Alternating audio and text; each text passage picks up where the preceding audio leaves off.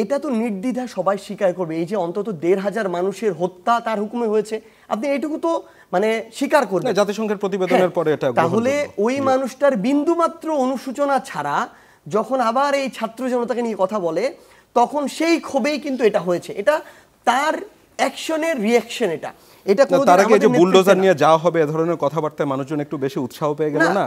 আপনি বুলডোজার নিয়ে যাওয়া হবে এটা বলার আগেই মানুষজন ওখানে চলে গিয়েছিল এবং মানুষজনই এই বুলডোজার নিয়ে গিয়েছে।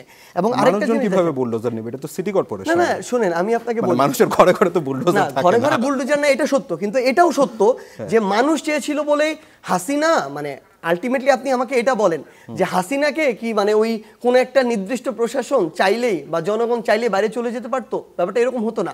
এটা হয়েছে কি, যখন এটা একদম আকাঙ্ক্ষায়, তীব্র আকাঙ্ক্ষায় পরিণত হয়েছে, তখন হাসিনার মতো মানুষ দেশ ছেড়ে পালিয়েছে। এইখানে যে বিষয়টা হয়েছে আলটিমেটলি, যখন মানুষ চাইবে, আপনি যদি ৩২-এ ওই দিন যারা নিয়ে গিয়েছে ওইখানে তারা নিয়ে না যেত, তাহলে ৩২-এ সবাই এসে হয়তো সিটি কর্পোরেশনের সামনে দাঁড়াতো, তারপরে নিয়ে যেত। আলটিমেটলি এটাই হতো আসলে। সো মানুষের তীব্র আকাঙ্ক্ষাকে উপেক্ষা করার সুযোগ নাই। আপনারা কি এখন ধরেন, কালকে হাইপোথেটিক্যালি ধরে নিচ্ছি, হাসিনা যদি আবার ভাষণ দেয়, মানে কোনো তালিকা করেছেন নাকি যে এরপর কি ভাঙবেন বা কি ভাঙার ব্যাপারে প্ররোচিত করা যেতে পারে? আমরা আমাদের জায়গা থেকে তালিকা করার কেউ না। সত্যি কথা বলতে, ওই অভ্যুত্থানের সময় ওই যে ঘোষণা, আমরা আমাদের জায়গা থেকে ধরেন ওই সময় ঘোষণাটা দিয়েছি। কাজ যা করার বাংলাদেশের মানুষ তীব্রভাবে যেটা চেয়েছে সেটা করেছে।